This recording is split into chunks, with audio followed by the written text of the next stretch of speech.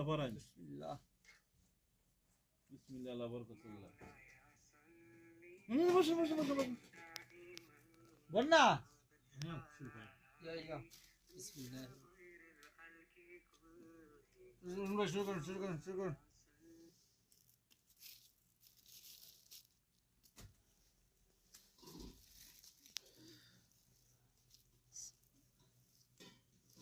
বিসমিল্লাহ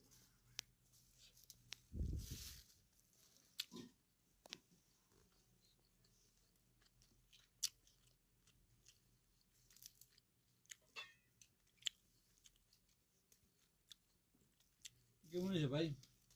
ভালো আছে আলহামদুলিল্লাহ লবণটা বেশি লাগে নাকি না না ঠিক আছে একটু লবণ না লাগতে হয়